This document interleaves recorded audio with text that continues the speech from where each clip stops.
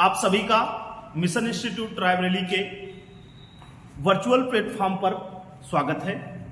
हम लोग अध्ययन कर रहे थे भाग 5 संघ की, और संघ में आज हम लोग अध्ययन करेंगे भारत के प्रथम नागरिक राष्ट्रपति की। राष्ट्रपति के संबंध में अगर चर्चा करें तो राष्ट्रपति का उल्लेख भारतीय संविधान के भाग 5 के अंतर्गत कार्यपालिका में अनुच्छेद 52 से 62 के मध्य किया गया। भारत के राष्ट्रपति की अगर चर्चा करें तो उससे पूर्व है, सबसे पहले हम भारत की संघीय कार्यपालिका का एक प्रारूप या ढांचा समझ लें।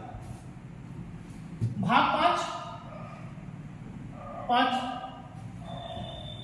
में क्या किया गया? संघ का उल्लेख किया गया, और इस संघ के अंतर्गत क्या किया गया है? संघ के अंतर्गत सर्वप्रथम हम देखेंगे लोकतंत्र के प्रथम स्तंभ कार्यपालिका। और संघ की अगर कार्यपालिका की चर्चा करें तो संघ की कार्यपालिका के अंतर्गत सर्वप्रथम हम लोग पढ़ेंगे 3 उपबंध। अनुच्छेद 52 से 62 राष्ट्रपति का। अनुच्छेद 63 से 69 तक पढ़ेंगे उपराष्ट्रपति के संबंध में, उपराष्ट्रपति के संबंध में। और अनुच्छेद 74 और 75 के अंतर्गत केंद्रीय मंत्रिपरिषद के संबंध में चर्चा करेंगे। केंद्रीय मंत्रिपरिषद।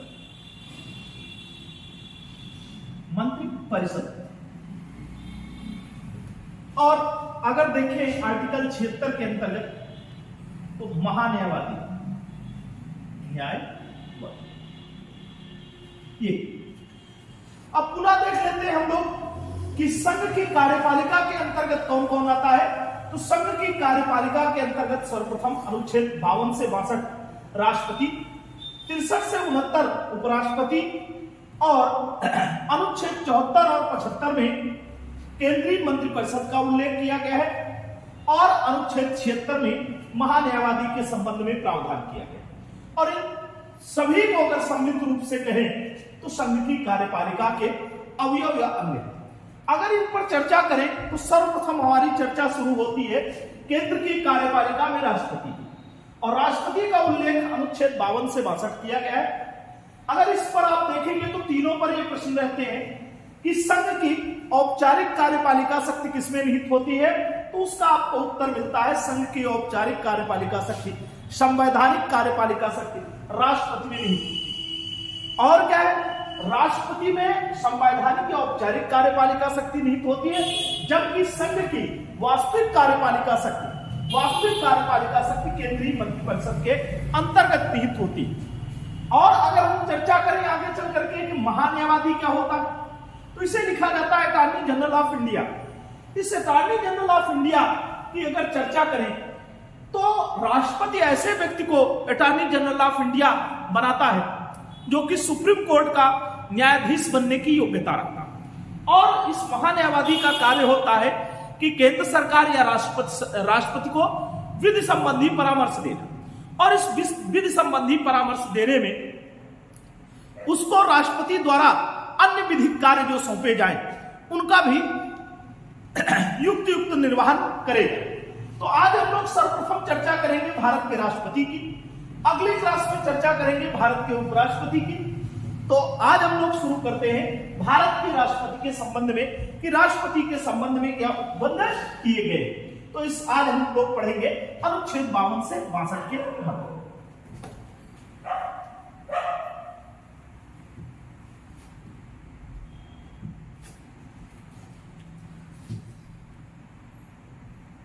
इसका एक राष्ट्रपति के संबंध में चर्चा करने से पूर्व हम लोग एक कोड पढ़ लेते हैं, और उस कोड पर सारी चीजें आ जाए। राष्ट्रपति आर्टिकल 52 से 62, और इस पर कोड क्या है?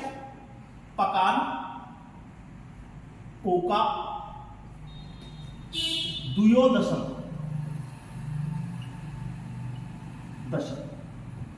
पकान, कोका, दुयोदशम।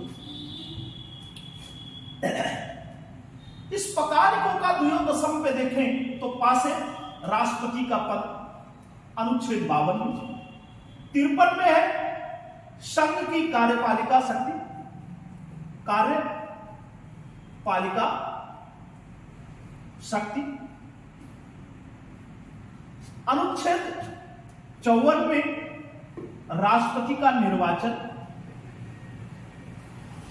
अनुच्छेद 55 में राष्ट्रपति का कोटा, या इसको कह सकते हैं निर्वाचन की रीति, निर्वाचन की रीति, निर्वाचन की रीति या निर्वाचन की विधि क्या है। अनुच्छेद 56 में चर्चा करें तो राष्ट्रपति के कार्यकाल की चर्चा करेंगे, कार्यकाल। अगर अनुच्छेद 57 पर जाएं तो दोबारा निर्वाचन,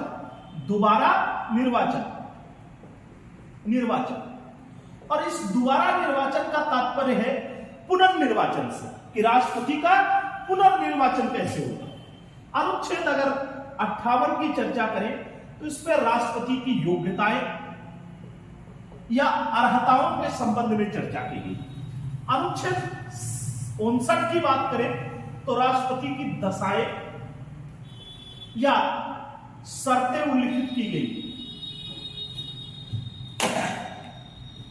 अनुच्छेद 60 में चर्चा करें तो 60 में राष्ट्रपति के संबंध में शपथ का उल्लेख किया गया, और 61 में राष्ट्रपति पर लगने वाले इंपीचमेंट या महाभियोग की चर्चा की गई।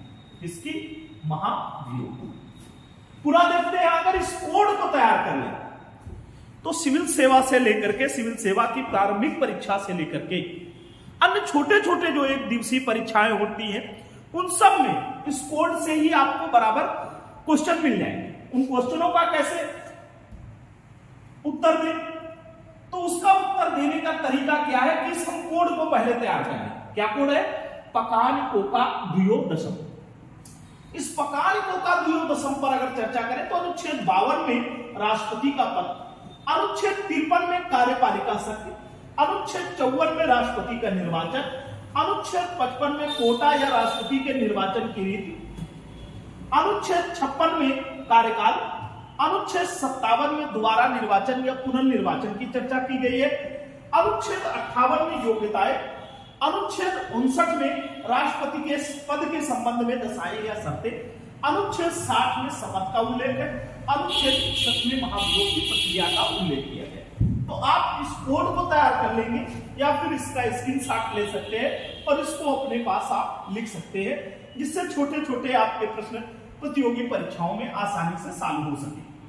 अब हम लोग चर्चा करेंगे कि राष्ट्रपति का पद कैसा पद है। तो इसको देखेंगे, अनुच्छेद 52 में जब उल्लिखित है तो यह पद कैसा है? संवैधानिक पद।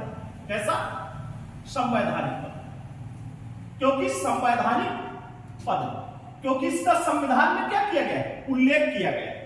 अनुच्छेद 53 में बात करें तो संघ की कार्यपालिका शक्ति, तो अनुच्छेद 53 की अगर चर्चा करें तो संघ की कार्यपालिका शक्ति औपचारिक कार्यपालिका शक्ति नहीं, औपचारिक कार्यपालिका शक्ति संघ की किसमें निहित है? राष्ट्रपति। अनुच्छेद अगर 54 में देखें तो राष्ट्रपति के निर्वाचन की चर्चा की गई। अब यहां से देखेंगे, अनुच्छेद जब 53 में संघ की कार्यपालिका शक्ति निहित है तो देश का सर्वोच्च कार्यपालिका, देश का कार्यपालिका का सर्वोच्च प्रधान कौन होगा? तो राष्ट्रपति होगा। लेकिन अगर यह पूछा जाए कि केंद्र की सर्वोच्च कार्यपालिका शक्ति वास्तविक रूप में किसमें निहित होती है, तो आपको जवाब देना है वो शक्ति जो निहित होती है वो उसका वह केंद्रीय मंत्रिपरिषद और प्रधानमंत्री के पास होता है। तो अब यहां से एक प्रश्न बनता है कि देश का प्रथम नागरिक कौन है? तो देश के प्रथम नागरिक पर अगर चर्चा करें तो देश का प्रथम नागरिक राष्ट्रपति होगा। देश का प्रथम नागरिक या संवैधानिक प्रधान या औपचारिक प्रधान राष्ट्रपति होगा। तो यहां से हम लोग चर्चा कर सकते हैं। अब क्या है? देश का प्रथम नागरिक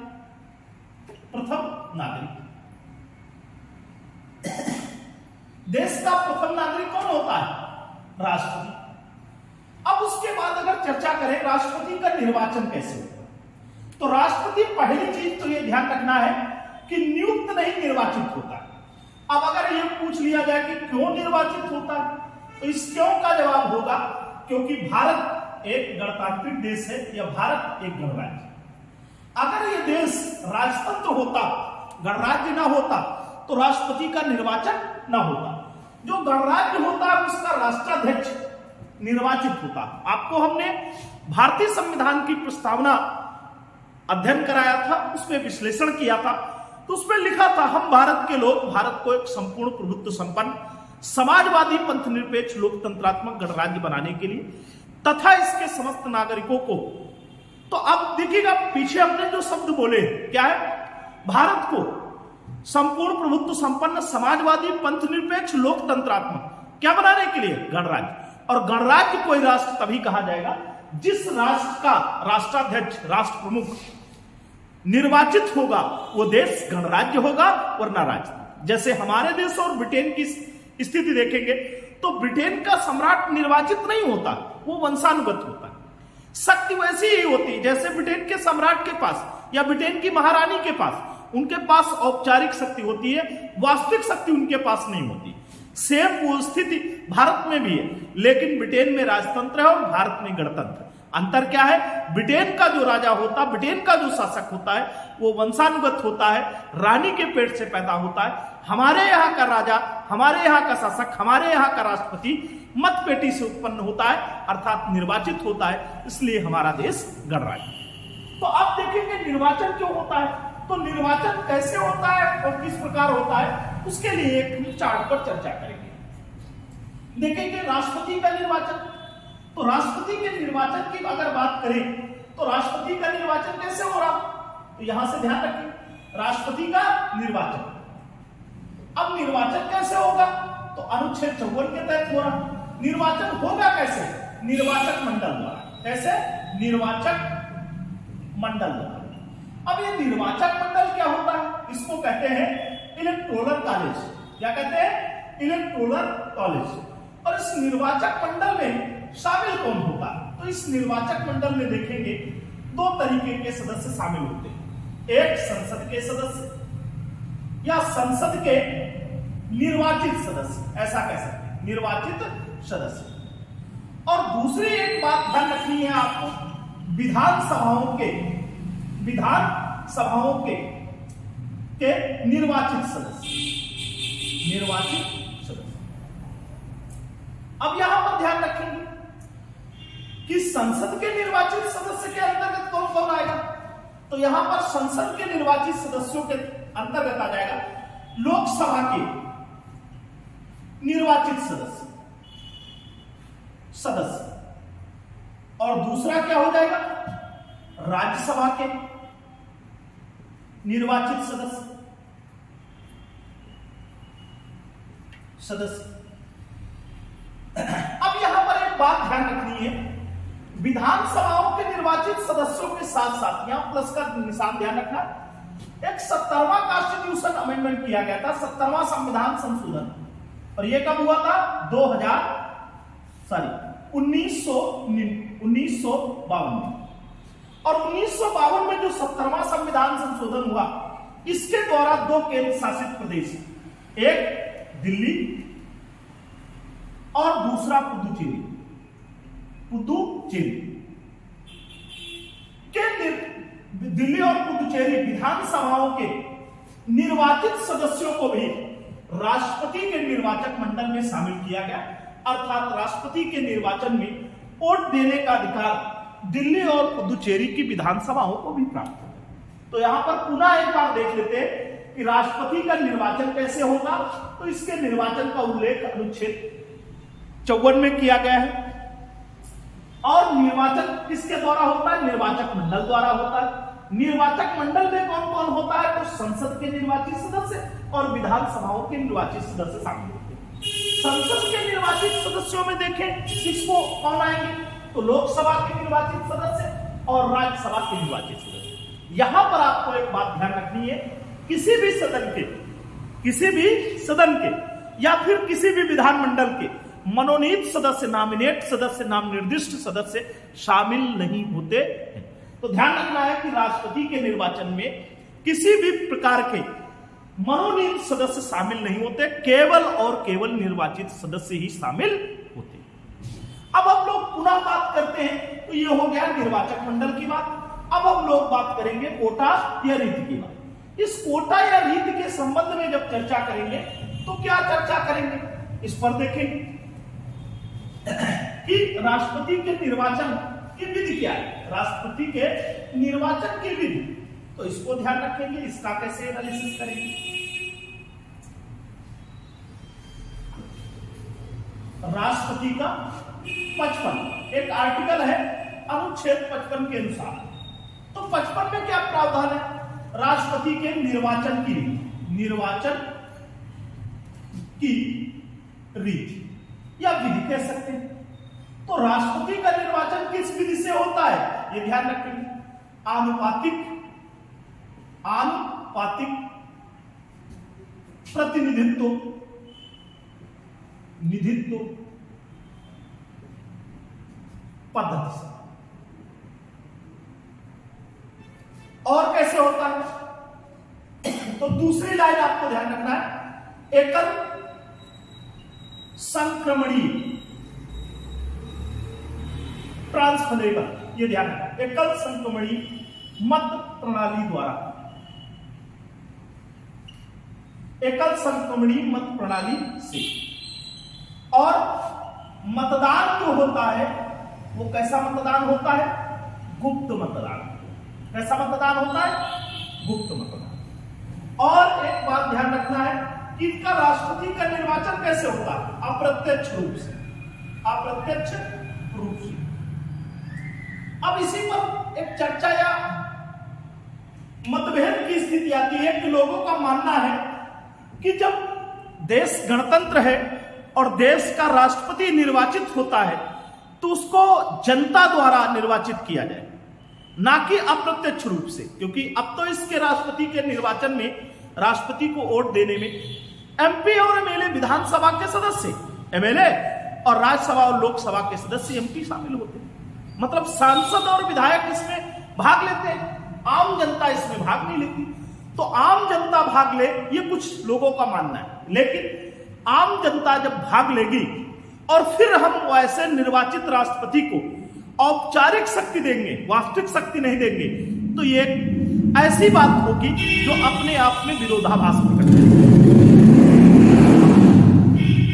दूसरी एक स्थिति क्या है कि अगर हम ये चर्चा करें कि राष्ट्रपति प्रत्यक्ष रूप से निर्वाचित होकर के आएगा, तो इस देश की जनसंख्या इतनी अधिक है कि निर्वाचन कराने में समय, पैसा और एक बड़े तंत्र का अपव्यय होगा, क्योंकि हम उसको वास्तविक शक्ति नहीं प्रदान कर रहे। इसलिए राष्ट्रपति का निर्वाचन अप्रत्यक्ष रूप से किया जाता है, किसके द्वारा, जनता एमपी और एमएलए को चुनती है, एमएलए एमपी क्या करते हैं, राष्ट्रपति का निर्वाचन करते हैं। तो राष्ट्रपति के निर्वाचन की रीति को आनुपातिक पद्धति से, एकल संक्रमणीय मत प्रणाली से, मतदान कैसा होता है, गुप्त मतदान, और निर्वाचन कैसा है, अप्रत्यक्ष रूप से निर्वाचित किए जाते हैं, क्योंकि जनता चुनती है एमपी और एमएलए को, जनता के एमपी और एमएलए क्या करते हैं, चुनते हैं किसको, राष्ट्रपति को।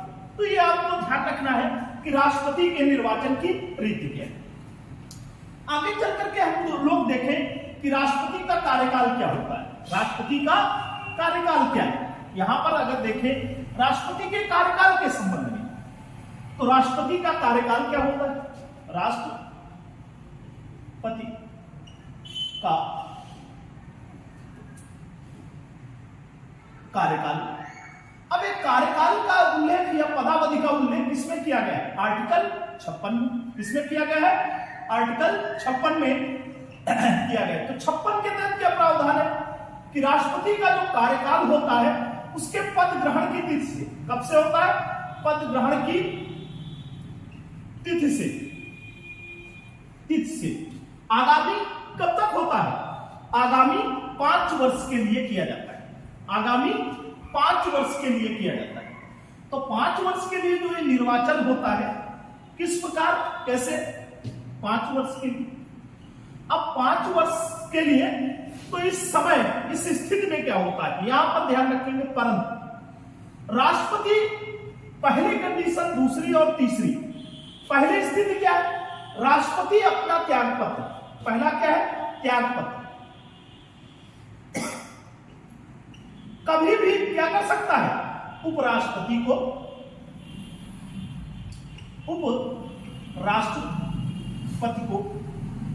दे सकता है। त्याग पत्र किसको सौंपता है, उपराष्ट्रपति। और ये जो त्याग पत्र सौंपते हैं उस पे राष्ट्रपति के हस्ताक्षर होने अनिवार्य। तो अपना त्याग पत्र कभी भी राष्ट्रपति क्या कर सकता है, उपराष्ट्रपति को सौंप सकता है।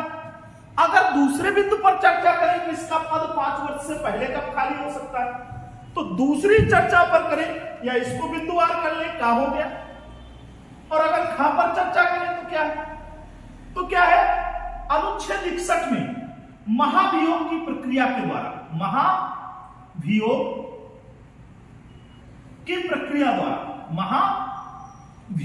प्रक्रिया द्वारा क्या किया जा सकता है, राष्ट्रपति को उसके पद से हटाया जा सकता है।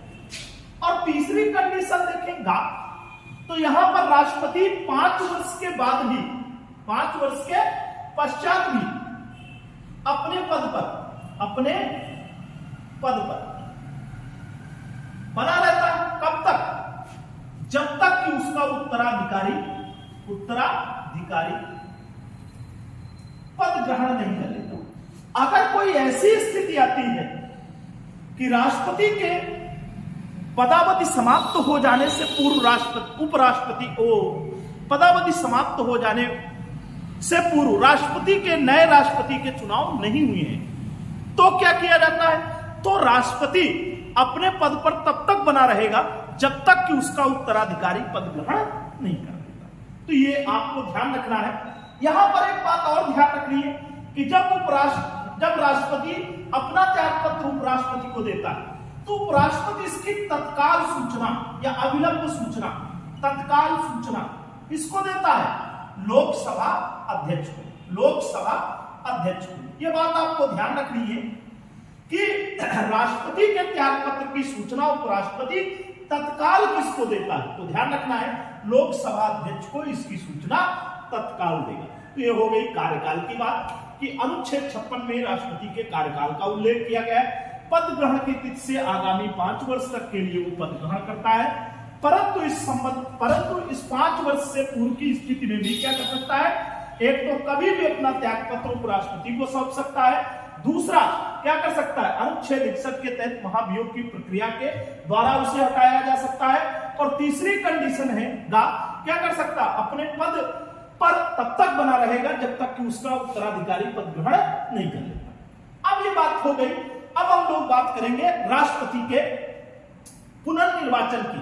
अनुच्छेद 57 में दिया गया है कि राष्ट्रपति का पुनर्निर्वाचन या दोबारा निर्वाचन, इसका जिक्र किया गया था। तो राष्ट्रपति का पुनर्निर्वाचन, राष्ट्रपति पद का अनुच्छेद 57 में क्या प्रावधान, तो 57 में ध्यान रखना है राष्ट्रपति के पद का पुनर्निर्वाचन।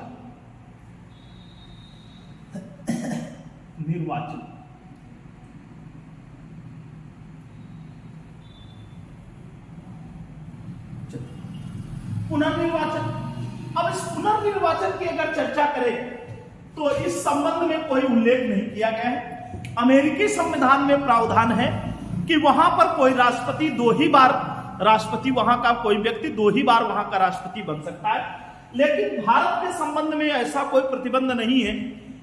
क्या है, जब तक वो योग्य होगा पुनर्निर्वाचन का पात्र होगा, अर्थात क्या करते हुए, वो विधि के अधीन रहते हुए कई बार भी जब तक योग्य होगा तब तक वो राष्ट्रपति निर्वाचित हो सकता है। यहां पर आप ध्यान रखेंगे कि कब तक या कितनी बार, तो जब तक है जाए, यह ध्यान रखना है, जब तक है जाए तब तक कोई भी व्यक्ति राष्ट्रपति पद पर निर्वाचित हो सकता है, और कितनी बार, तो इसका कोई जिक्र भारतीय संविधान में नहीं किया गया। अब हम लोग बात करें अनुच्छेद 58 में कि राष्ट्रपति की योग्यताएं या अर्हताएं, राष्ट्रपति की योग्यता या अर्हता के, राष्ट्रपति की योग्यता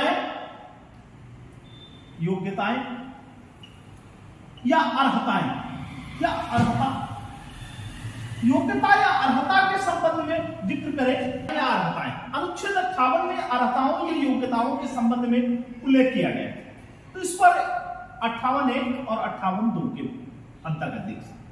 58(1) में कहा गया कोई व्यक्ति राष्ट्रपति बनने का पात्र तभी होगा, कोई व्यक्ति पात्र तभी होगा राष्ट्रपति बनने का जब क्या हो, एक कंडीशन है भारत का नागरिक हो, क्या हो, भारत का नागरिक हो, नागरिक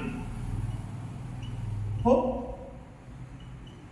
नंबर 2 या खा कह सकते हैं, खा पे या बी पे क्या कंडीशन है, इसके लिए है आयु, और आयु पर अगर देखें तो इसके लिए न्यूनतम आयु या मिनिमम आयु का दिया गया है, न्यूनतम या मिनिमम आयु। मिनिमम आयु क्या होगी, 35 वर्ष, 35 वर्ष की आयु। और मैक्सिमम का अगर देखें तो मैक्सिमम को कोई उपबंध नहीं किया है, इसका संविधान में कोई जिक्र नहीं है। तो हम लोग ये याद रखने के लिए कह सकते हैं कि कोई व्यक्ति कितनी आयु तक राष्ट्रपति बन सकता है, तो जब तक है जान, जब तक है, जब तक है जान। ये ध्यान रखना है कि मैक्सिमम आयु का कोई जिक्र नहीं किया गया, मिनिमम 35 वर्ष या उससे अधिक, 35 वर्ष से कोई नीचे। और दापे देख सकते हैं क्या कंडीशन दी गई है कि एक तो भारत का नागरिक हो, नंबर 2 35 वर्ष की आयु पूरी करता हो या 35 वर्ष की आयु कंप्लीट कर चुका हो, और तीसरी कंडीशन अगर देखें तो तीसरी कंडीशन पर क्या दिया गया है, तीसरी स्थिति है कि वो लोकसभा का सदस्य, लोकसभा का, ये ध्यान रखना है, लोकसभा का सदस्य निर्वाचित होने की योग्यता रखता है, सदस्य निर्वाचित होने की योग्यता रखता है, लोकसभा का सदस्य निर्वाचित होने की योग्यता रखता है।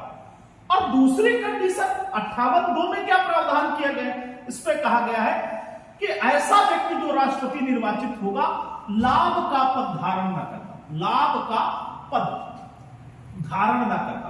अब ये लाभ का पद क्या होता है, यहां पर और अगर जिक्र करें तो ना तो केंद्र सरकार के अधीन और ना ही राज्य सरकार के अधीन, राज्य या केंद्र सरकार के अधीन वो किसी पद को आसीन न करता हो, उस पदों में सरकारी सर्विसों को ले सकते हैं, मंत्री, राज्यपाल, विधायक, ये सब पद नहीं शामिल किए जाते हैं। तो यहां ध्यान रखिए, लाभ का पद धारण ना करता हो, ना करता हो, ये ध्यान रखने के। तो 58 में राष्ट्रपति की योग्यताएं या अर्हताओं के संबंध में चर्चा की। अनुच्छेद 59 में देखें तो 59 में क्या जिक्र किया गया है, तो राष्ट्रपति पद के लिए शर्तों के संबंध में प्रावधान किया गया कि राष्ट्रपति पद के लिए क्या शर्तें होनी चाहिए या क्या दशाएं होनी चाहिए। तो यहां पर हम लोग देखें राष्ट्रपति पद की शर्तें, और राष्ट्रपति पद की शर्तों का अगर देखें तो इनका उल्लेख अनुच्छेद 59 में किया गया। तो अनुच्छेद 59 में क्या शर्तें दी गई हैं, तो इन शर्तों के संबंध में देखें तो ये शर्तें प्रावधानित क्या है।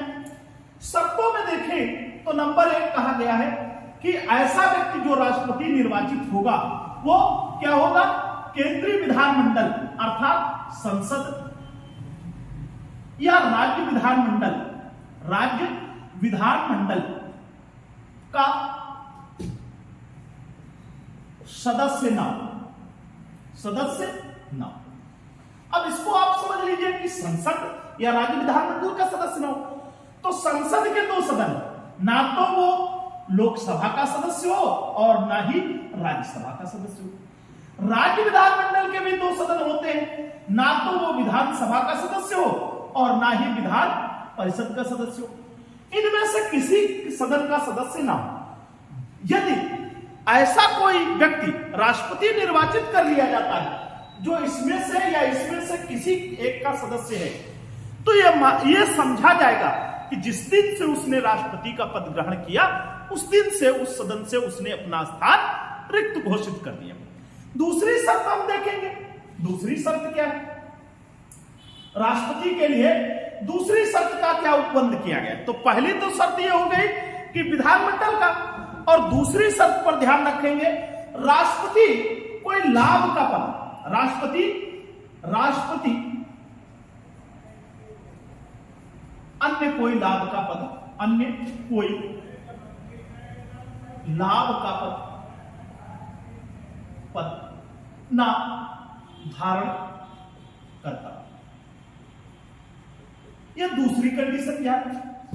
तीसरी शर्त पर अगर देखें तो राष्ट्रपति बिना किराया दिए, राष्ट्रपति बिना किराया दिए, बिना किराया दिए अपने शासकीय, राष्ट्रपति बिना किराया दिए अपने शासकीय आवासों के उपभोग का हकदार होगा, हकदार। और तीसरी शर्त में ही कहा गया है कि उसे भत्ते, उपलब्धियां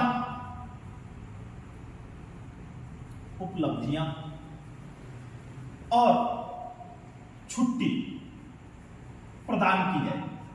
और चौथी शर्त यह लगाई जाती है कि उसे प्राप्त होने वाले भत्ते, उपलब्धियां और छुट्टी, इनमें कोई क्या किया जाएगा, इनमें से किसी में क्या की जाएगी, पदावधि के दौरान या कार्यकाल के दौरान, कार्यकाल के दौरान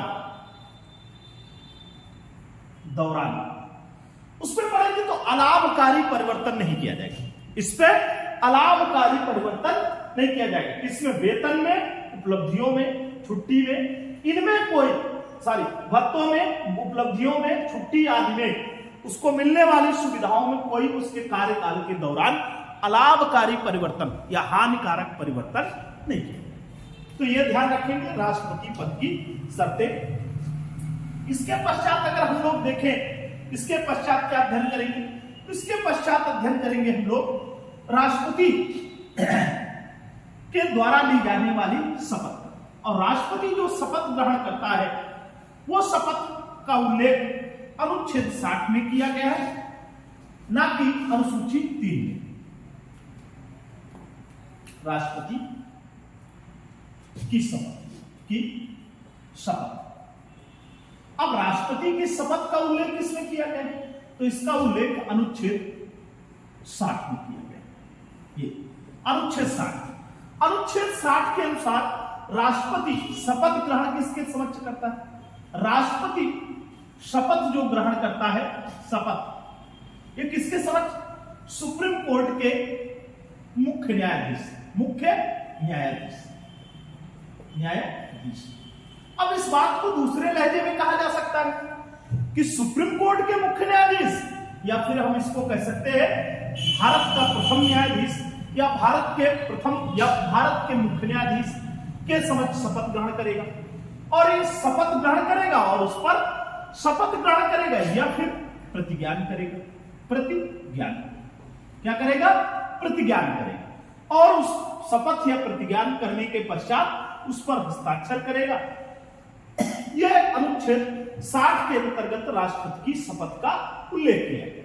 इसके पश्चात अगर हम लोग देखें कि और क्या प्रावधान किए गए, तो राष्ट्रपति पर लगने वाले महाभियोग का उल्लेख किया गया। राष्ट्रपति पर लगने वाले महाभियोग का उल्लेख किया गया। अब राष्ट्रपति पर महाभियोग कैसे लगेगा, किस तरीके से लगेगा, तो राष्ट्रपति पर महाभियोग। अब राष्ट्रपति पर जो महाभियोग लगता है इसका उल्लेख किसमें किया गया है, तो अनुच्छेद 61 इसमें इम्पीचमेंट या महाभियोग की प्रक्रिया का उल्लेख। अब महाभियोग आधार क्या होगा इसका, तो आधार होगा संविधान का अतिक्रमण या फिर उल्लंघन। संविधान का अतिक्रमण या उल्लंघन। अब यह संविधान का जो अतिक्रमण या उल्लंघन करेगा, संविधान का अतिक्रमण या उल्लंघन करेगा, इसकी क्या स्थिति है, इसकी क्या विशेषता है। अब इस पर देखेंगे संविधान का अतिक्रमण करने पर महाभियोग की प्रक्रिया का क्या जिक्र है, प्रक्रिया कैसी होती है। तो इसकी प्रक्रिया क्या होती है, संसद के किसी भी सदन से यह प्रक्रिया प्रारंभ हो सकती है। चाहे हम लोग लोकसभा देख लें और चाहे राज्यसभा किसी भी सदन से, संसद के किसी भी सदन से प्रारंभ हो सकता है। संसद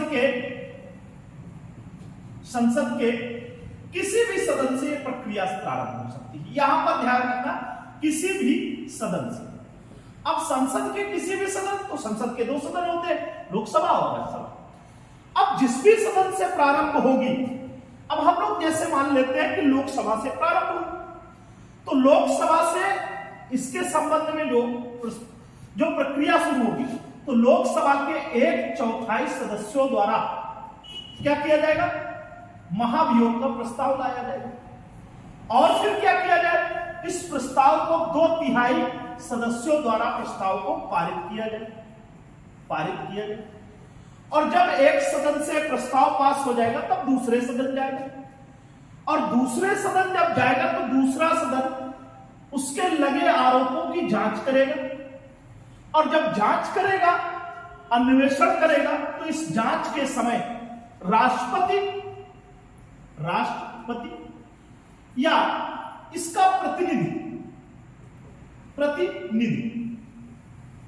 इसमें उपस्थित रहेगा या उसके समक्ष जांच की जाएगी।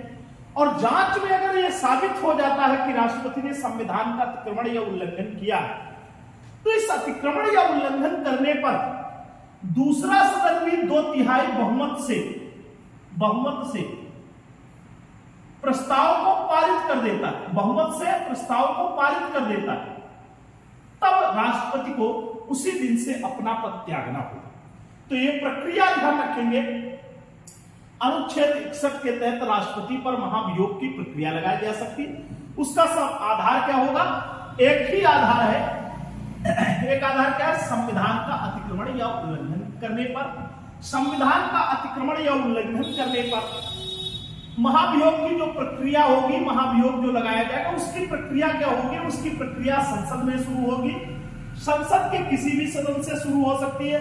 हम लोगों ने माना कि जैसे लोकसभा से प्रक्रिया शुरू हुई, तो जिस भी सदन से प्रारंभ होगी, उस सदन के 1/4 सदस्यों द्वारा, 1/4 सदस्यों द्वारा ऐसा प्रस्ताव लाया और उस प्रस्ताव को 2/3 बहुमत से पारित किया जाएगा।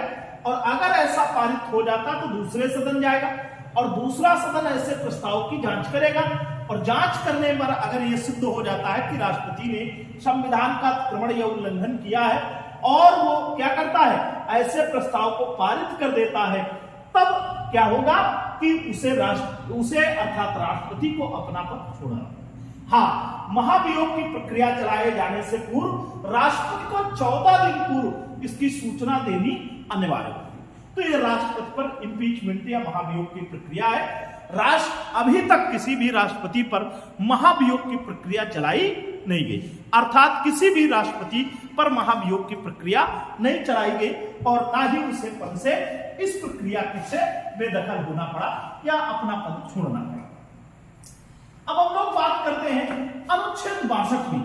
अनुच्छेद 62 में क्या किया गया है कि जब राष्ट्रपति का पद आकस्मिक रूप से रिक्त हो जाए तो उसकी क्या स्थिति, और राष्ट्रपति का जब पद रिक्त होता है तो उसको भरने के लिए क्या उपबंध है।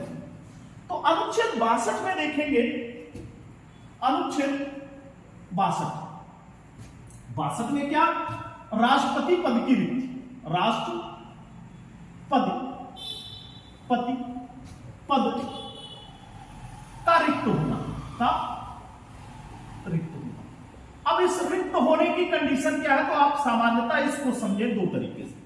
राष्ट्रपति का पद दो प्रकार से रिक्त होगा, एक सामान्य दशा में, सामान्य स्थिति में, और एक आकस्मिक स्थिति में, आकस्मिक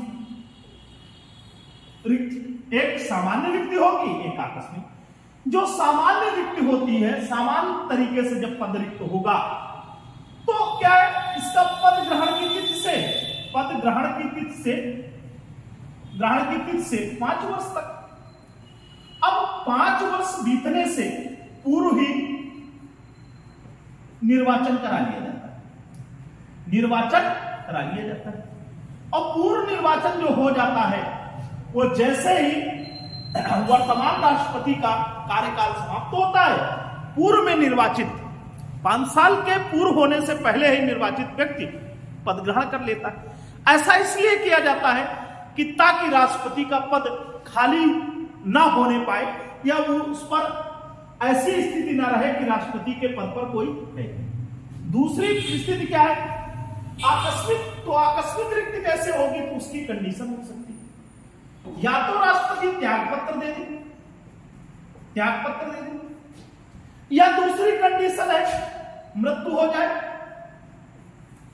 या फिर तीसरी कंडीशन है कि वो कार्य करने में समर्थ न रहे, या फिर यहां पर कह सकते हैं कि महाभियोग की प्रक्रिया से उसे हटा दिया जाए, महाभियोग की प्रक्रिया से। अब किसी भी कंडीशन में त्यागपत्र दे दे, मृत्यु हो जाए या महाभियोग की प्रक्रिया के समय अगर उसके पद पर रिक्ति होती तो उसके पद पर खाली होने पर क्या होगा कि मैक्सिमम 6 माह में